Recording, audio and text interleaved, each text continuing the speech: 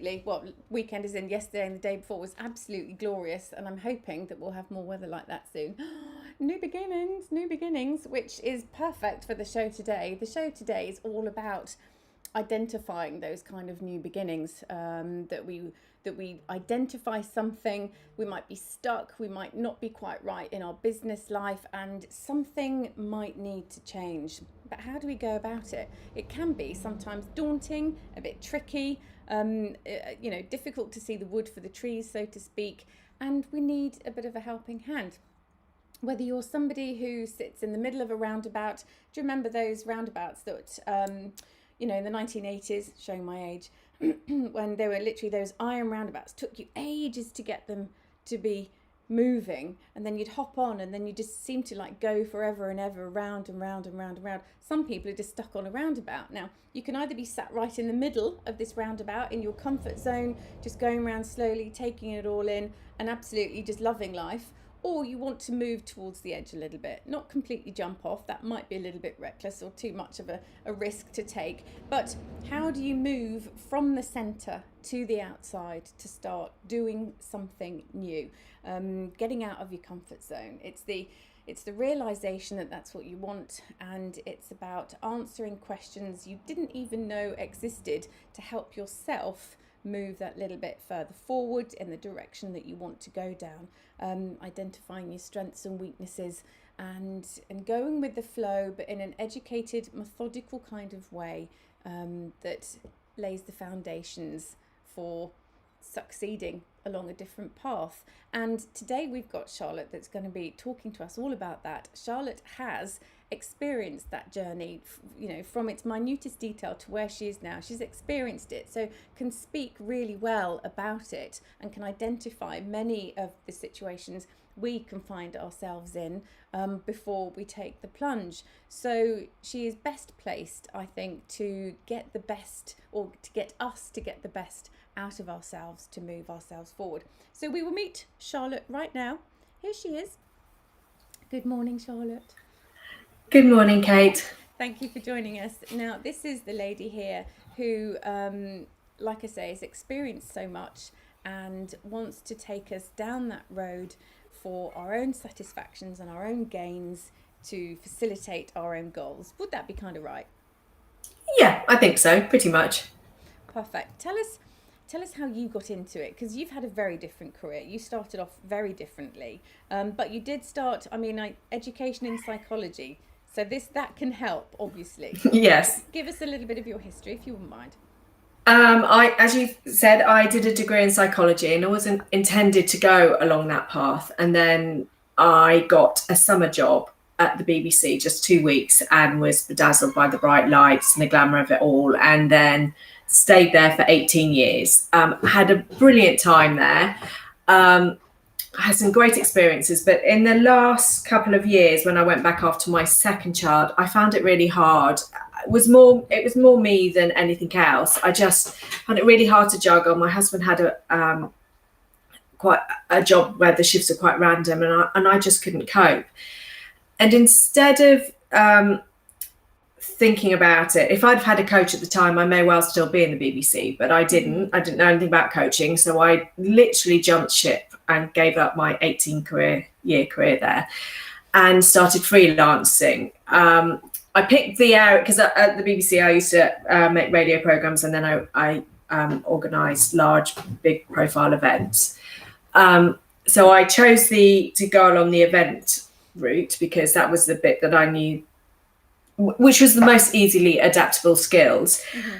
But didn't really, I got on quite well as a freelancer, but I didn't enjoy the freelance world. I had been so institutionalized at the BBC that the word networking didn't even cross my sort of mind as to what networking was.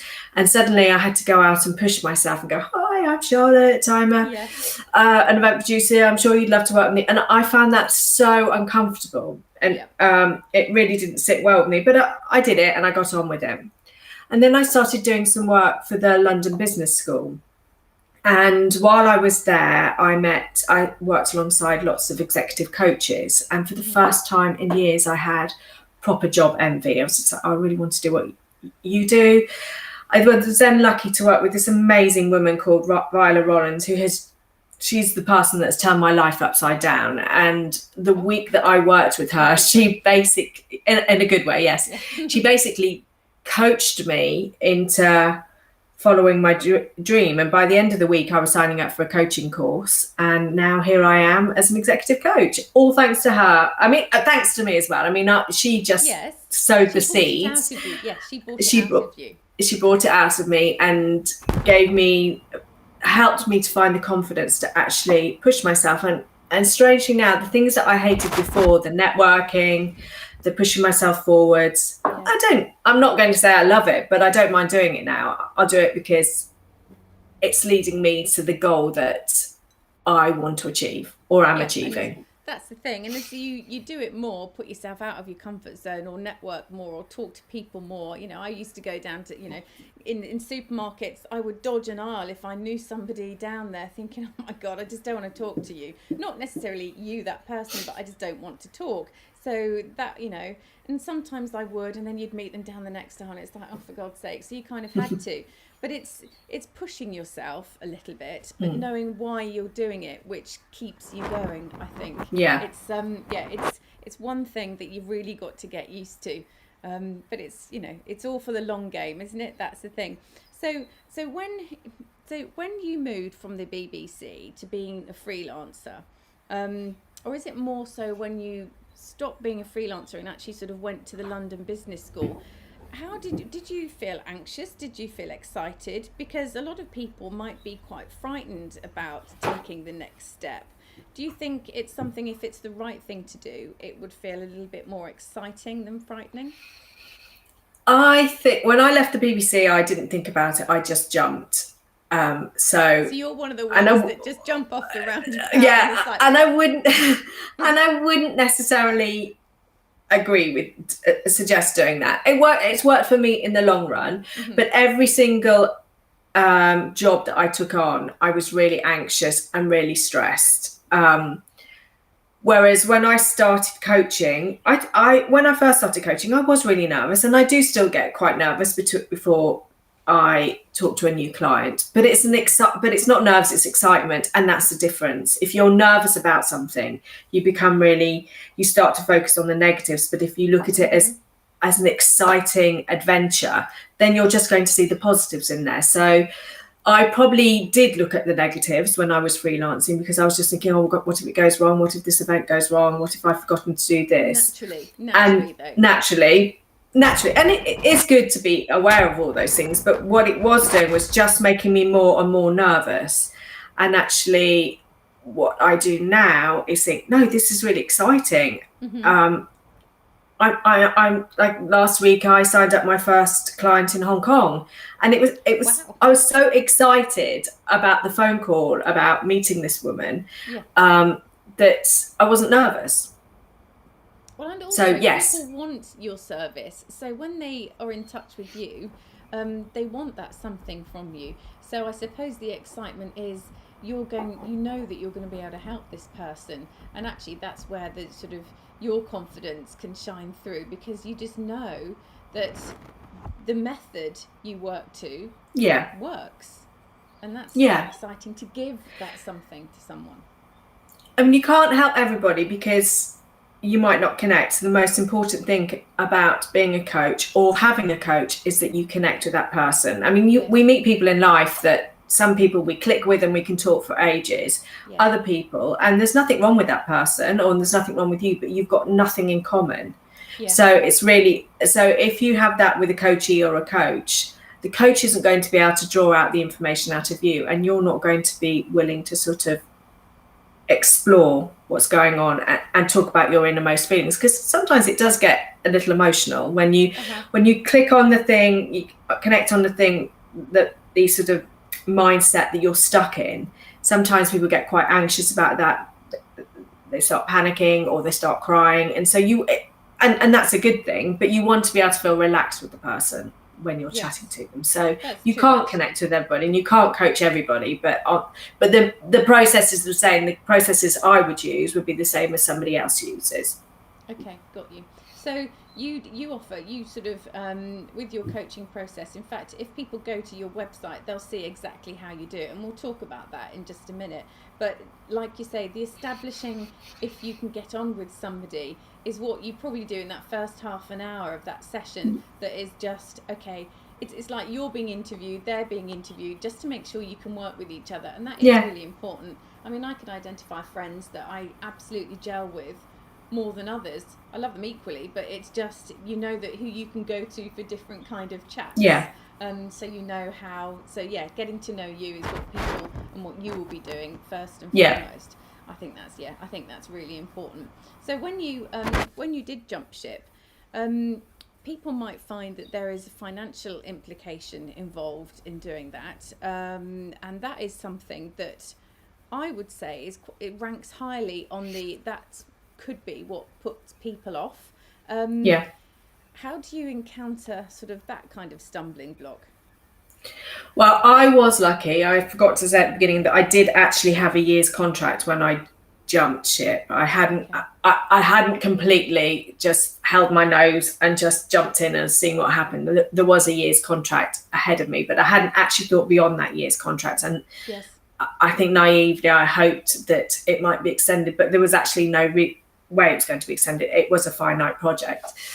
I do think you need to plan and put things in place. It's as we talked earlier about crossing a river. You can see the other side and you can see it looks amazing, but actually you've got to get across that river, and so you need to find either a bridge or stepping stones, and then you just focus on the next step in front of you. And then once you've got to that step, then look to the next step, and then look to the next step. And then once you've got your plan, then it's safe to go. Yeah, it's like it's laying down the foundation. So when you get to the other side, you can see the reward for your efforts, because you can look back and like, wow, look how far I've come. But whilst you're in it and doing it, it's focusing on the little milestones, the markers that can keep you going, because the foundations are being well and truly set. I think that's really important. So, don't run before you can walk, I think is probably really good advice. And things like, so when people come to you and, we talk about the financial side of things, is it an idea to come to you whilst they're still in the job they're in, or while they're still doing what they're doing? If we're talking about, being in a job and wanting to change, of course, that's when this applies. But you would speak to them in those stages, rather than I've finished my job, now I need to discover what I need to do. It's like, oh, okay, hang on then, right. What would be the best way around to do it? I mean, there's no right time to come and talk to a coach. I think it's obviously better to have had a plan before you make the jump. But if you made the jump and you're in a position where, some people have been forced to make that jump at the moment because they've been made redundant. So there is no right time. The processes are still the same. We sit down and we would discuss what they really love doing, what their strengths are, what scares them, where they would like to be in 5 years' time, what would happen if they weren't in that position in 5 years' time. We just break it all down to find out what roles did they really, really enjoy. What kind of people did they enjoy doing? Enjoyed working with. What are their hobbies? What can they wax lyrical about? I think, for example, in another world or another life, I think I would make an excellent travel person, because I'll just sit and look at travel websites all the time. I watch every single travel program that's out there, and I can quite happily tell my friends and family where they should go on holiday and go, oh, well, if you went there, you could do this, this, and this. So that would be, it's not a great career to be in at the moment, but in the long term, that would be an alternative career for me, because I've got a real interest and passion about it. And I would then think, right, that's what I want to do. So how do I then make that step into travel? A bit like what you're doing now. You had, a few years ago, you weren't presenting your own TV show, were you? Nope.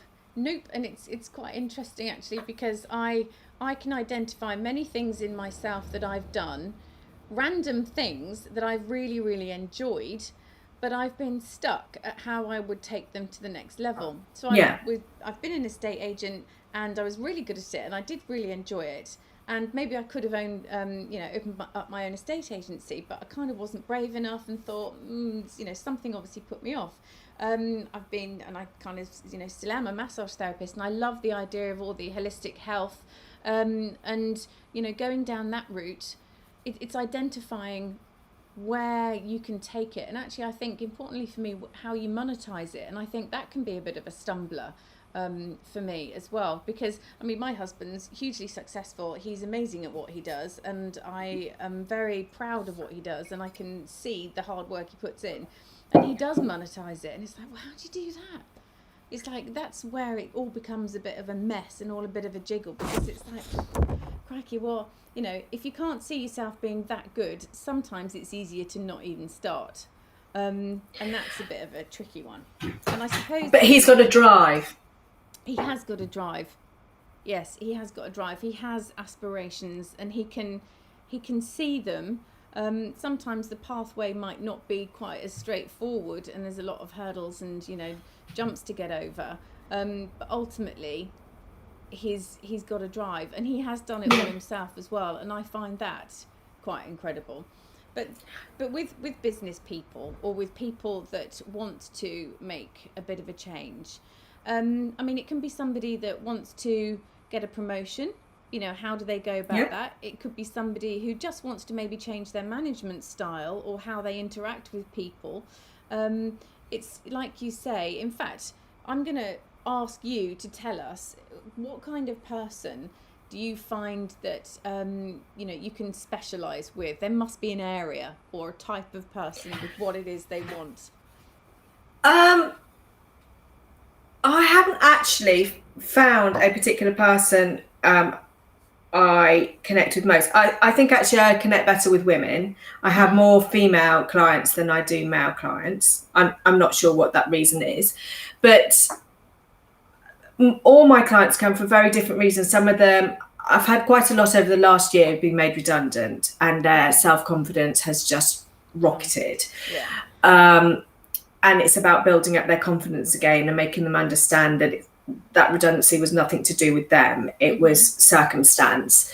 I also have a lot of mums who are on maternity leave, and even if you're out of the office for 6 months, you sort of lose your confidence a little bit, or a lot, because all you're doing is focusing on being a mum and being and your little baby, and you think, oh my gosh, everything at work has changed. How am I going to be able to cope with it all? And a lot of other people I deal with are career break people, which again are similar to the people that have been made redundant.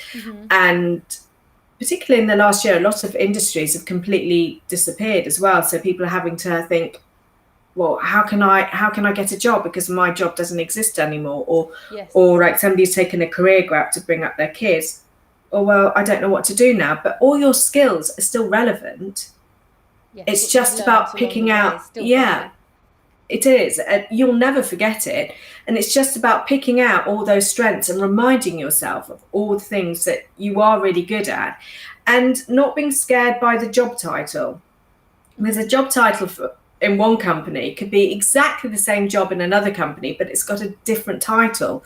So look at the job description and look down the list and see what qualities that you have that you can offer that organisation. Exactly, because you will have qualities. It's just you facilitate getting people to understand their strengths and weaknesses. Now, a lot of us concentrate on our weaknesses, but actually we've got strengths too. It's natural, I think, to go towards the glass half empty, perhaps, especially when you feel that you're in a position of maybe disadvantage because you're a little bit unsure, so you feel on the back foot. But identifying the strengths that you've got will always stay with you, and of course are adaptable as well. And it might be that somebody has been working from home because they've had to work from home during this lockdown, but just stepping outside their front door and going back to the office is something that's daunting. So actually, we're talking about coaching, but the coaching doesn't need to be week in, week out, for months, years, this coaching could be just a buffer to say, look, you're fine. Yeah. Tell me what it is. And for you to just ask questions that they didn't even know existed, to be able to get them back to the level of feeling, confident to walk out that front door again. It can absolutely be as simple as that, or as complex as other people might have it. Yes, I think one session is always really good because it is a booster session. But I think one of the most important things about coaching, and because I have a coach myself. Sorry, that was my dog barking in the background there. Mine will probably get off and go start barking as well.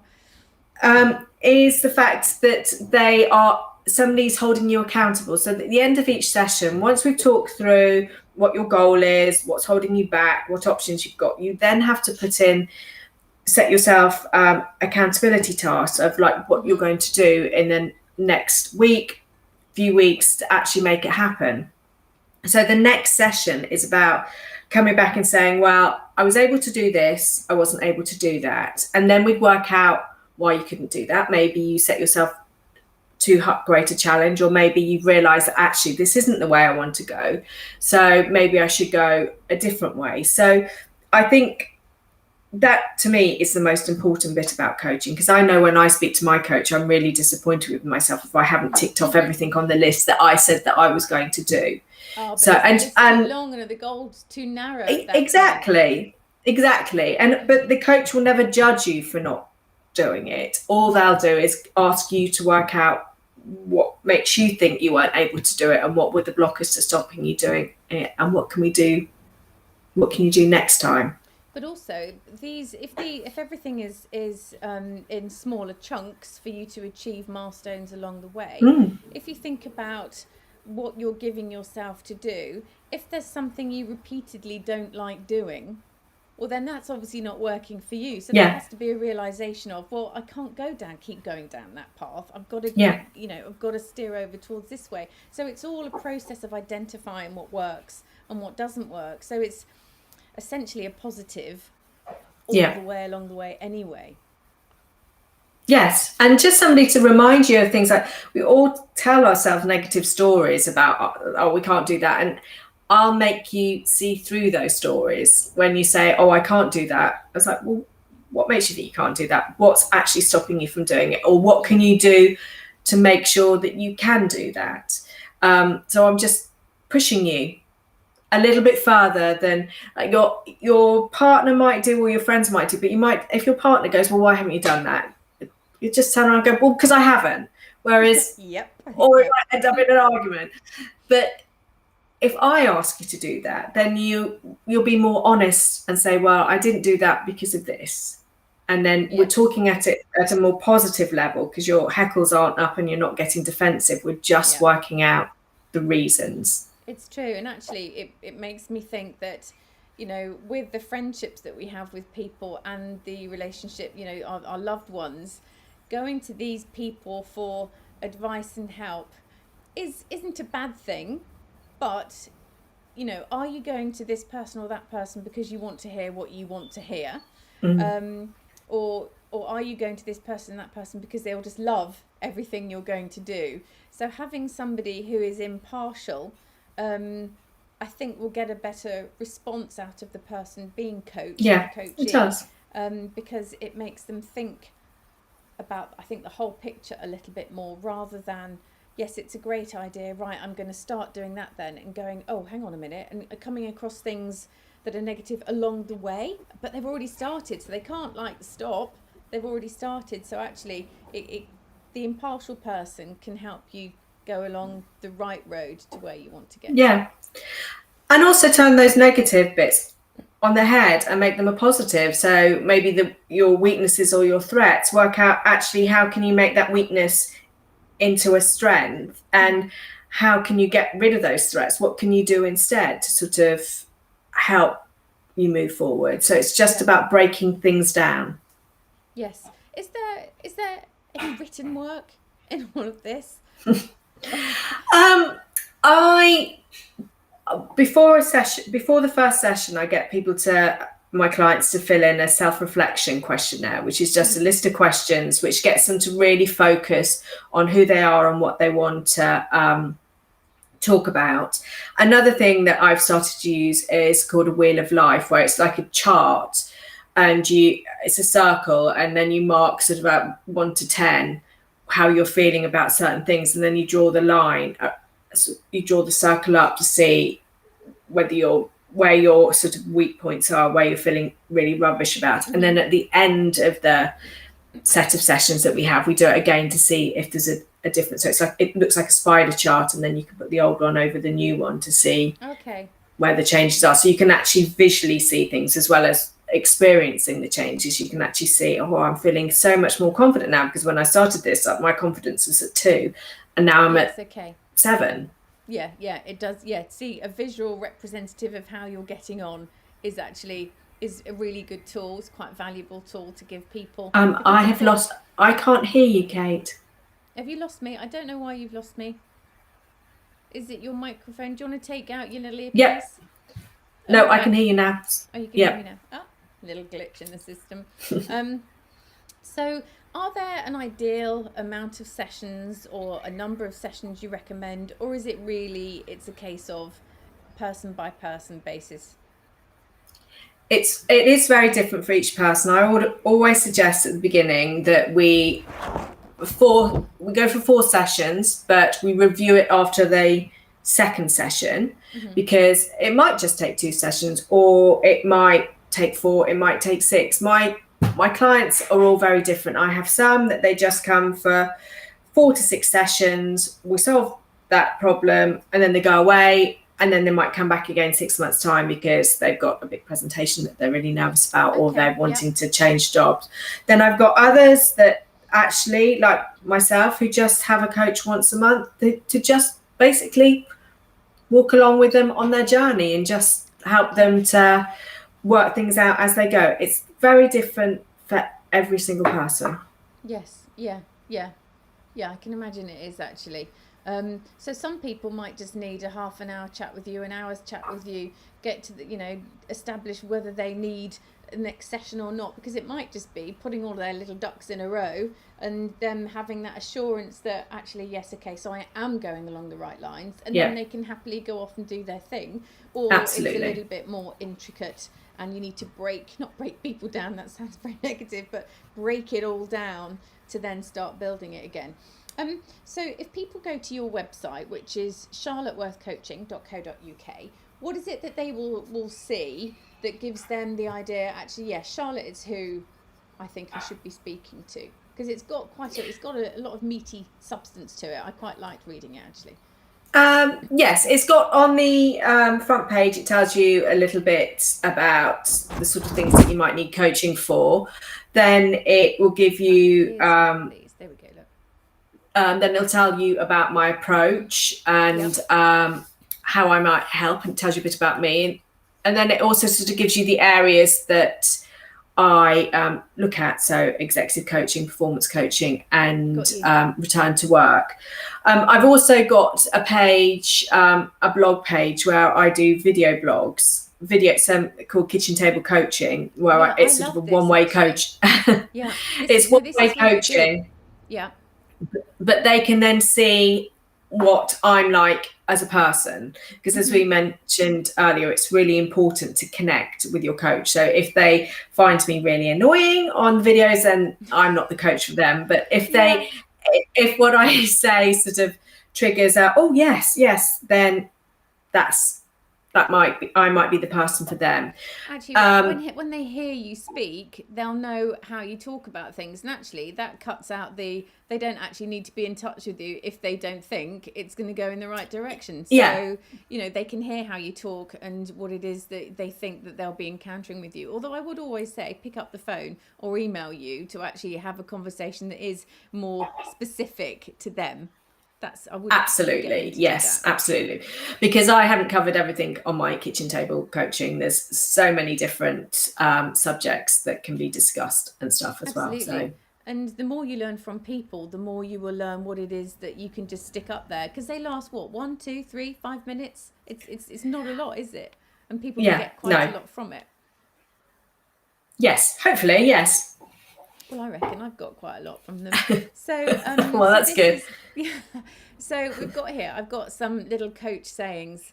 I quite like this because a lot of where we all are is we are always in our comfort zone. I feel that that is a place that we just find is so nurturing to ourselves, but can be a real limit. You know, if we're not stepping over our comfort zone, Yep. we're never going to achieve our aspirations or the more that we thought we could. And I think it's important that people realise that going outside your comfort zone needn't be scary. It can be quite No. liberating. And really, I mean, you know, we're talking about life. It's not just what we're doing in the next week. We're talking about a proper something in our life that if we get out of our comfort zone can lead us to huge positive gains in our life for what it is we want to achieve. And I like your what we've got, how to achieve in your goal, because that breaks it down quite nicely. It gives people an idea of the path that they'll be taking. And does that Yeah. kind of fit the steps that you would talk to people about in your consultations? I use something called the GROW model, which the G stands for goal, the R stands for the realities of where you are at the moment, the O is the options that you've got, and then the W is what will I do, when will I do it. And so what we do is we look at what your overall goal is, what it looks like to you and what it will feel like to you when you've achieved it.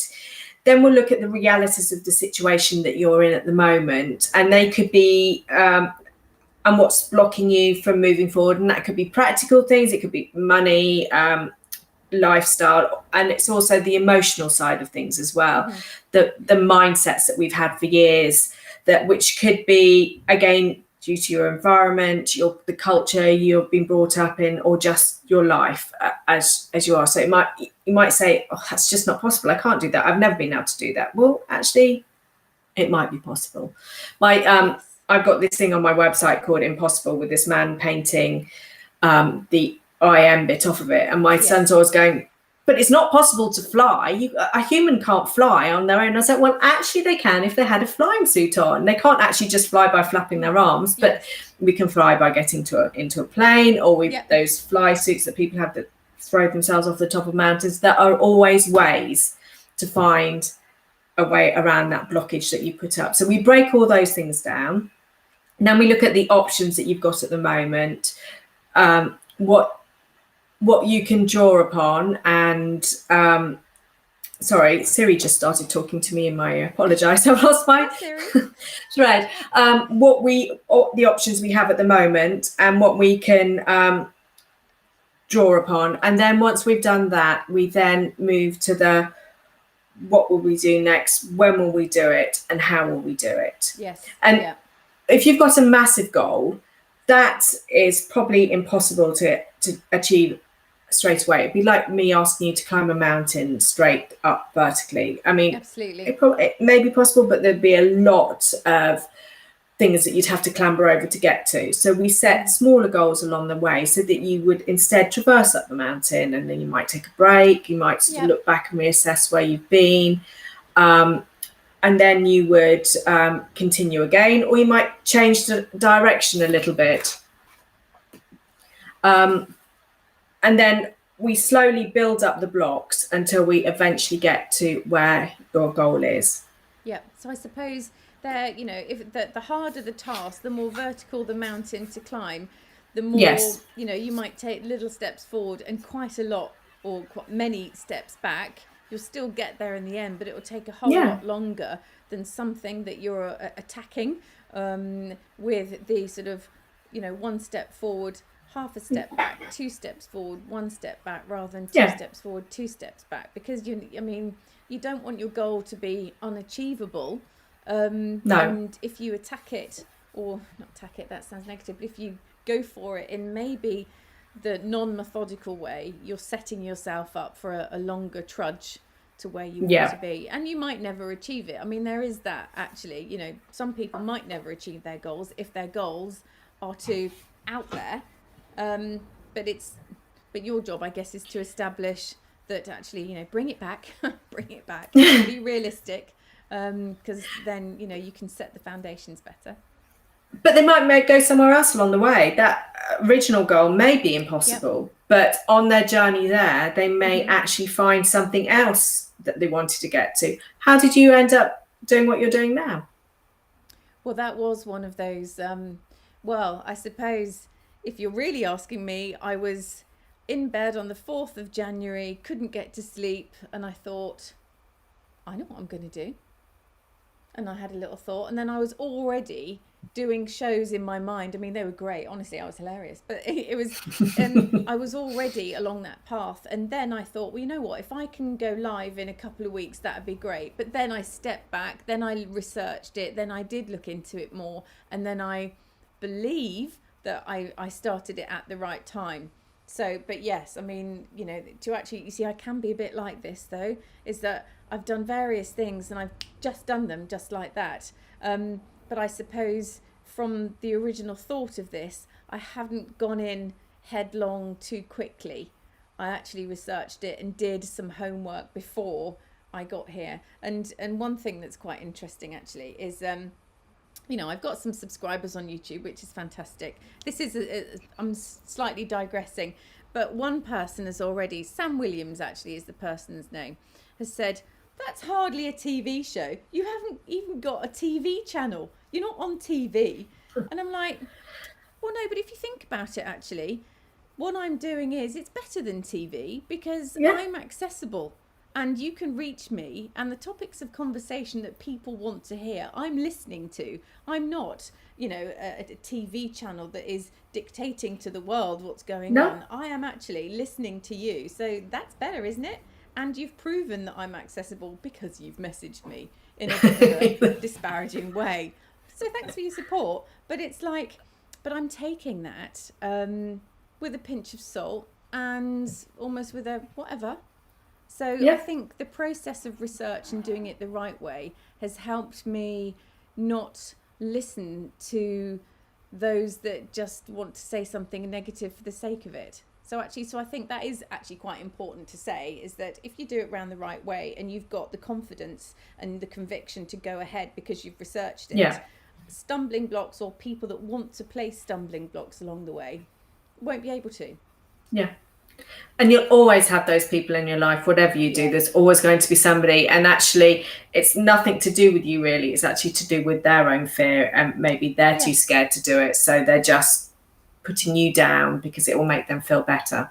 Yes, actually, I think you're right. Yeah, I think you're right. That's how I took it anyway. So I'm very pleased I took it like that. You know, some people could fester on it, but actually be more confident in your conviction, because if you're doing things around the right way, you can blow them out the water. They needn't be. And what that man doesn't know is that you have no experience in TV at all. Absolutely. Yeah, I mean, this is all that you've taught yourself and you've created yourself. So that is an amazing thing to have achieved and to say that you've done. Thank you. Oh, thank you very much. I like that. I shall think on that. Can you write that down? Every day. But it's, you see, it's amazing what people can achieve when they put their mind to it. And if they don't know how to put their mind to it, it's absolutely fine to ask somebody to say, how do I start? I mean, it's a massive question. How do I start? But your expertise is breaking it down. Yeah. And I think it's making the journey a possible one and a pleasurable one at the same time. Yeah. And you're not waving the magic wand. They're not saying, Charlotte, tell me how to do this. No. Because you don't hold the answers. You're not them, but you get it out of them. You're an extractor and a facilitator. Yes. And it's an art. To do that is an art, I have to say. Well, I could give advice to people, and obviously I expect them to listen to me and follow it, but actually, no, I don't. But if I told you to do something, if I gave you a great bit of advice, you go, yeah, that's really good, I'll go and do it. But then actually you'll get distracted and you'll be like, oh, I can't be bothered. But if you think about it and you come up with the idea, then you're more likely to do it. It's like if I said to you, oh, I need to get this book. It's in the library, but the library's like all messed up because nobody's put the books back. Can you go and get it? You'd be like, oh, okay, roll your eyes, go in, look around, go, oh no, I can't see it, sorry.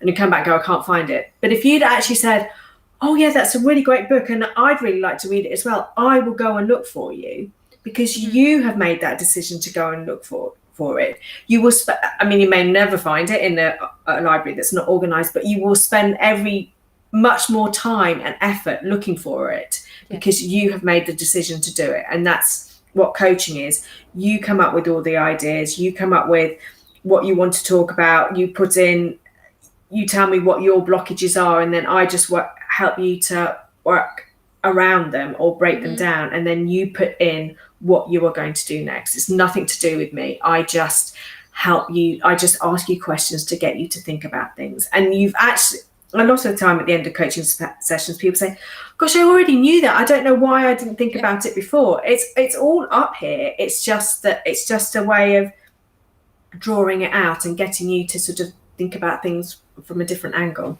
Yes. Yeah. And I think it's a bit of an awakening, because they can adopt it to, not just what it is that they're doing at that time that they need a coach for, in different parts of their life as well. So it is a huge positive thing all round, really. I don't know why we don't do it. I don't know why we don't just adopt not keep you in a pocket, but adopt into all a bit funny. Are you there, Charlotte? Oh, I don't know if Charlotte's here. Hello. Right, I think Charlotte might have left us, but hopefully momentarily. Hopefully she will join us again. But the point of what I'm saying is that we choose paths along the way. When we're a child, we choose what subjects we want to do. When at school, when we're a little bit older, we kind of narrow it down to lesser subjects because we've identified a path that we want to go down. Hang on a minute, let's change to where you can see me properly. There we go. That's better, isn't it? So, we start off as a child, various paths. Oh, she's joining us again. Love all these technical glitches. It's just fantastic being live, isn't it? Here we go. We're going to get Charlotte back again. We've got you back. I don't know what. I think the technical hitch actually is my side. I think there's something about a streaming something or another. It could be my Wi-Fi, but apologies for that. That's okay. I was starting to go down the route of saying, when we're a child, we choose some subjects and we're better at some than others. When we're at, bigger school, we narrow down those subjects, and then we go to university, we narrow it down even more because we think we've got this path. And then we might get a job or we might do something else, but we kind of have to take that leap of faith into a bit of the unknown. Now, you don't necessarily want to call upon your parents for their help because you're a bit more independent than that. But if the education system was coupled with like an aftercare, an after service, or something people could call upon to help them, that might help us mentally as well as sort of career path and personally. That might be quite good. That might be an arm you could set up for actually, linking with universities to actually be the coach of people that have graduated and like, what next?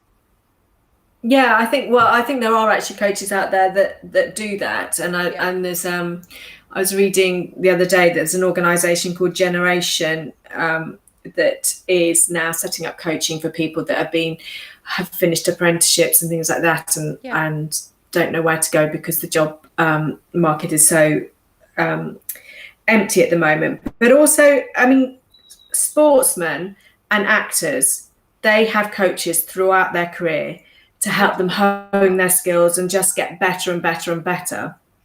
So why shouldn't we, in our normal working life, have coaches to help us to achieve that dream that we want to achieve, to be the best in our job and to get to the level that we really want to? Why do we not sort of go to someone to help us realise those things?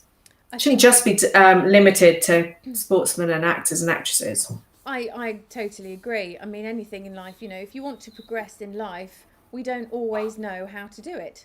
We don't always know the best way to do it or what is going to be the best way for us individually. You can follow a path, but then, no two people necessarily should be following the same path because it's not just one path suits everyone. No. And I think it's important that we explore our own ways of doing things. and that we accept that sometimes we need a bit of help along the way. Just like, you know, you go and see a psychotherapist or a psychiatrist. This is for Yeah. a different area in your life, which can actually, I think, support the emotional side of our beings as well. There's so much to it. And we could talk for ages about it. I mean, honestly, we were talking the other day about all of this, and we could have just nattered on and on and on and on and on. Yeah, But I absolutely. suppose there has to be an end point. Okay, well, I'm going to say goodbye, and I'm going to do a bit of what I think, you know, would be great for people to do next. Now, in fact, is there any sort of closing thing you would say to people that might be going, I don't know where to begin? If you don't know where to begin, just book a free 30-minute session with me, and I will, even in that 30-minute session, you might be able to start thinking about where you want to go. But just, if you don't know where to begin, just write down all the things that you were really, really good at. Yeah. And then all the things that you love doing, and do it with somebody else as well. Get somebody else to do it with you, because otherwise we sort of will write a few things and then we'll leave it. But just keep asking yourself again and again and again, what else am I good at? What else am I good at? And you'll find that that list will probably grow and grow and grow. And if you get someone else to do it as well, then they'll sort of, they may remember things or ask you things that you wouldn't think of yourself. Yeah. And then once you've written down all your strengths and all the things you really like, then hone more, put them in order of what you like the best or what you're best at, and then sort of narrow it down to thinking, Filter, actually, I filter really, process.